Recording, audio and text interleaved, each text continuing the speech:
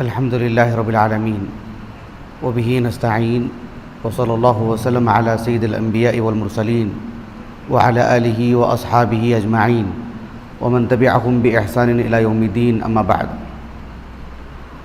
آج ہم نے اللہ تعالیٰ کے فضل و کرم سے 7ویں تراویح پڑھی ہے، اور آج کی تراویح میں سورۃ المائدہ کا آخری حصہ اور سورۃ الانعام تقریباً، اب سورۃ الانعام کا کچھ حصہ باقی رہ گیا ہے، ایک ربع انشاءاللہ وہ کل سماعت کریں گے۔ آج کی اس تراویح میں ہم نے ماشاءاللہ بہت حصہ سنا اللہ تعالیٰ کے کلام کا، قرآن کا۔ قرآن مجید کی ہر آیت کریمہ، ہر جملہ، ہر کلمہ دعوت دیتا ہے کہ اس پر غور و فکر کیا جائے، اور اس میں بہت ساری چیزیں پنہاں ہوتی ہیں۔ میں آج آپ کو ایک اصولی بات بتاتا ہوں قرآن مجید پر تدبر کرنے کا طریقہ، ایک مثال دے کر کے۔ دیکھیے، قرآن مجید میں اللہ رب العالمین نے بہت سارے قصوں کو مکرر بیان فرمائے ہیں، ایک سے زائد مرتبہ، اور بہت ساری آیات بھی قرآن میں مکرر ہیں، یعنی تکرار سے اللہ نے بیان فرمائے ہیں، ایک سے زائد مرتبہ۔ قرآن مجید میں کسی بھی آیت کو اللہ تعالیٰ نے جو ایک سے زائد مرتبہ نازل فرمائے ہیں، اس میں کیا حکمتیں ہیں، کیا اسرار و رموز ہیں، یہ ایک مستقل ایک اہم مبحث ہے۔ ایک آیت کریمہ ایک جگہ پر ہوتی ہے، وہی آیت کریمہ کسی اور مقام پر بھی ہوتی ہے، اسی صورت میں یا کسی اور جگہ پر۔ کبھی کبھار ہو بہو مکمل آیت کریمہ ویسے ہی ہوتی ہے، لیکن اکثر قدر فرق کے ساتھ، کبھی اسلوب میں فرق، کبھی کبھار صیغوں میں فرق ہوتا ہے، ایک جگہ پر ماضی کا صیغہ، ایک جگہ پر مضارع کا صیغہ، ایک جگہ پر جملہ اسمیہ، ایک جگہ پر جملہ فعلیہ، کبھی کبھار ایک کلمہ یہاں مقدم، وہی کلمہ وہاں مقدم، بہت ساری باتیں ہوتی ہیں۔ قرآن مجید کو سمجھنے کے لیے اہل علم نے جن فنون کو باذن اللہ تعالی ترتیب دی ہیں، ان میں ایک اہم فن ہے علم البلاغہ، اس کا ایک جز ہے علم المعانی۔ علم المعانی کا خلاصہ کیا ہے؟ گفتگو میں حالات کے اعتبار سے کون سا کلمہ کہاں استعمال کرنا چاہیے، کب استعمال کرنا چاہیے، اسی کا ایک جز ہے التقدیم والتأخیر۔ کون سا کلمہ کب آپ پہلے بیان کریں، کون سا کلمہ کب آپ بعد میں بیان کریں۔ اتنی باتیں واضح ہو گئی۔ اب میں آپ کو ایک مثال دیتا ہوں۔ آج کی اس تراویح میں بالکل آخری رکعت میں ایک آیت کریمہ ہم نے سنا، اللہ رب العالمین نے فرمایا ذالکم اللہ ربکم لا الہ الا ہو خالق کل شیء فاعبدوہ وہو علی کل شیء وکیل۔ اس آیت کریمہ کا نمبر 102 ہے۔ درس ہونے کے بعد جا کر کے ایک مرتبہ اعادہ کر لیں، بات سمجھنے میں آسانی ہوگی۔ سورۃ الانعام کی آیت نمبر 102، آیت دوبارہ پڑھتا ہوں، غور کیجیے۔ اللہ تعالیٰ نے فرمایا ذالکم اللہ ربکم لا الہ الا ہو خالق کل شیء فاعبدوہ۔ پہلے کیا ہے؟ لا الہ الا ہو، اس کے بعد خالق کل شیء فاعبدوہ، ٹھیک ہے؟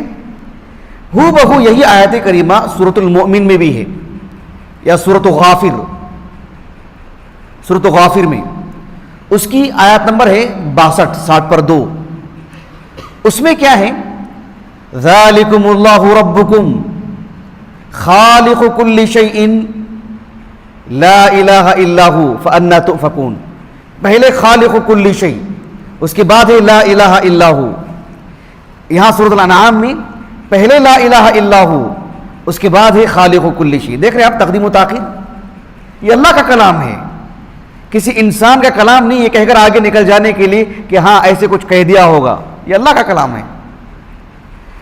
اس سلسلے میں ایک کتاب ہے بہت مفید، بہت اہم کتاب، اس کتاب کا نام ہے درۃ التنزیل وغرۃ التأویل۔ ایک قدیم عالم دین ہے، 5वीं सदी हिजरी के। उनका नाम है अब्दुल्ला इब्न मुहम्मद, कुनियत उनकी अबू अब्दुल्ला। असबहान के थे, ईरान का वो हिस्सा जो बिल्कुल कुवैत के करीब आता ही नहीं, असबहान वहीं वाक़ है। असबहानी ही और इस्काफी भी हैं। इस्काफी उस शख्स को कहते हैं जो जूते और चप्पल बनाता है। सिर्फ जूते चप्पल बनाने का काम नहीं, किसी का जूता टूट गया है, इस्लाह करने के लिए लाके दिया हो, मोची जो होता है हमारे पास आमतौर पर, एक एहतिकार की बात आती है, सुभान अल्लाह। लेकिन देखो हमारे असलाफ में ऐसे उलमा हैं। इस्काफी ही वो 420 हिजरी से ने वफात, और अपने इलाके के मारूफ खतीब, तो खतीब ही से वो शोहरत पाए। उनकी ये जो किताब है, इस पहलू से बहुत मुफीद किताब है कि कुरान मजीद की वो आयतें जो मुतशाबिहात है ना, मुतशाबिहात, उन आयतों को उन्होंने एकजा किया है। जो फ़र्क होता है उस फ़र्क को तो वाज़ेह किया है, वो तो बिल्कुल वाज़ेह है। कोई कहेगा कि भी ज़ालिकुमुल्लाहु रब्बुकुम ला इलाहा इल्ला हु खालिक़ु कुल्लि शै, कहाँ है? सूरह अल-अनआम में है। ज़ालिकुमुल्लाहु रब्बुकुम खालिक़ु कुल्लि शै ला इलाहा इल्ला हु, कहाँ है? सूरह गाफिर में। ये तो लफ्ज़ी फ़र्क हो गया। इसमें मानवी फ़र्क क्या है उसको उन्होंने वाज़ेह किया है पूरे कुरान में। अगर कोई आलिम दीन हो और हाफिज़ कुरान भी हो तो वो इस किताब से बहुत माला माल हो सकता है, अल्लाह की किताब से खूब महजूज हो सकता है वो। अब आइए मैं आपको वो नुक्ता बताता हूँ जो उन्होंने कहा। उन्होंने कहा कि सूरह अल-अनआम में ला इलाहा इल्ला हु मुक़द्दम क्यों है, खालिक़ु कुल्लि शैइन मुअख्खर क्यों है, उसकी वजह उन्होंने ये बताई कि ये जो आयत करीमा है, आयत नंबर 102, उससे पहले 2 आयत करीमा आप उठा के देखिए। आयत नंबर 100, लगभग 100, अल्लाह ताला ने फरमाया वजअलू लिल्लाहि शुरकाअल जिन्न व खलक़हुम व खरक़ू लहू बनीना व बनातिन बिग़ैरि इल्म सुब्हानहू व तआला अम्मा यसिफून।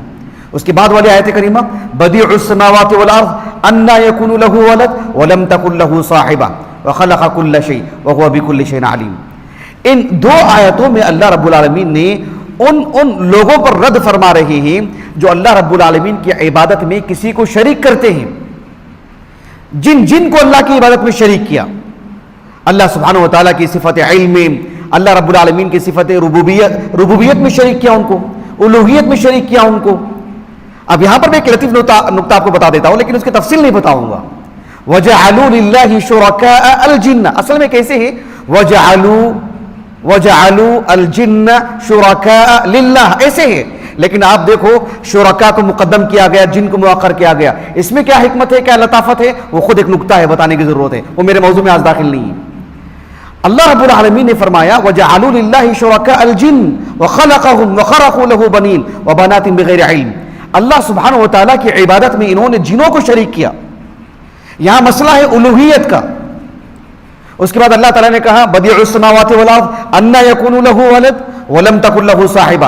अल्लाह के लिए औलाद कहां से हो सकती है? औलाद का तसव्वुर शौहर और बीवी के मिलाप से है। अल्लाह के लिए कोई बीवी ही नहीं तो फिर अल्लाह रब्बुल आलमीन के लिए औलाद कहां से? इसलिए कि अल्लाह रब्बुल आलमीन ने पूरी कायनात के बारे में क्या फरमाया? इबाद अबीद, पूरे लोगों को अल्लाह ने अपना अबीद कहा, अल्लाह ने इबाद कहा, अल्लाह रब्बुल आलमीन ने। सब अल्लाह के अब्द हैं, यानी जो ममलूक है वो औलाद कैसे हो सकते हैं? समझ रहे हैं आप इस बात को?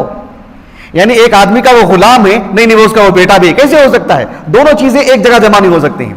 या तो उसका वलद है या तो उसका ममलूक है। वो ममलूक भी है, वो उसकी वलद भी, उसकी औलाद भी है, ये हो ही नहीं सकता है। तो अल्लाह ने सब लोगों को अपना अबीद कहा, तो उसकी औलाद कैसे हो सकती है? वो उसका अब्द ही है, उसका वलद कैसे हो सकता है? ईसा अलैहिस्सलाम तो अब्दुल्ला है, तो फिर ममलूक कैसे हो गए अल्लाह के? वो अफन अल्लाह रब्बुल आलमीन के वलद कैसे हो गए वो, जबकि अल्लाह रब्बुल आलमीन के ममलूक है वो? तो अल्लाह सुब्हानहू व तआला ने लोगों का जो नजरिया है, जिनको ईसा अलैहिस्सलाम को या दीगर को भी जो अल्लाह ताला की इबादत में शरीक कर रहे हैं, मसला है उलूहियत का, तो अल्लाह ने कहा ज़ालिकुमुल्लाहु रब्बुकुम, पहले उसकी नफी की, कहा कि ला इलाहा इल्ला हु, फिर बाद में कहा खालिक़ु कुल्लि शै, उलूहियत को मुकद्दम रखा यहां पर। अब वहां पर देखो सूरत गाफिर में या सूरत मोमिन में अल्लाह ताला ने कहा ज़ालिकुमुल्लाहु रब्बुकुम खालिक़ु कुल्लि शैइन ला इलाहा इल्ला हु फअन्ना तुफकुन। वहां खल्क़ को अल्लाह ने मुकद्दम रखा, ला इलाहा इल्ला हु को मुअख्खर किया अल्लाह ताला ने। क्यों? वो जो आयत करीमा है आयत नंबर 62 60 पर 2, آپ مصحف کھول کے دیکھ لیجئے گا بعد میں. اس سے چند آیات پہلے آیت نمبر 57 میں 50/7 میں اللہ نے کہا لخلق السماوات والارض اکبر من خلق الناس ولکن اکثر الناس لا يعلمون. وہاں اللہ رب العالمین نے انسان کو جو ایک نادر مخلوق ہے, عجیب و غریب مخلوق ہے, اس کی حیت بھی, جو ظاہری اس کی جو حیت ہے وہ بھی, اس پہ جو عقل دی ہے, جو اور اللہ نے جو صلاحیت دی ہے, اس کے لیے کائنات پیدا کی ہے, اس کے لیے جنت جہنم بنائی اللہ تعالیٰ نے.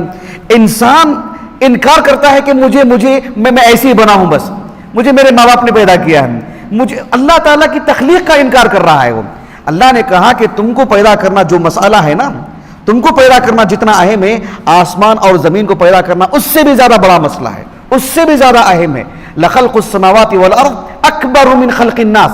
مسئلہ یہاں پر تخلیق کا چل رہا ہے, اللہ کی عبادت میں شراکت کا نہیں چل رہا ہے, سرے سے اللہ کی تخلیق کی نفی کی بات چل رہی ہے. تو اللہ نے کہا ذالکم اللہ ربکم, اسی کے بارے میں پہلے اللہ نے کہا خالق کل شیء, پھر کہا کہ لا الہ الا ہو فانا تؤفکون. یہ بات انہوں نے کہی ہے ابو عبداللہ ابن محمد الاصبہانی رحمہ اللہ نے. میں اپنی بات کو ختم کرتا ہوں. اللہ تعالیٰ ہمیں اللہ تعالیٰ کی کتاب کو پوری گہرائی سے سمجھنے, تدبر سے کام لینے کے اللہ ہمیں سعادت دے, توفیق دے. سبحانک اللہم و بحمدک اشہد ان لا الہ الا انت استغفرک و اتوب الیک.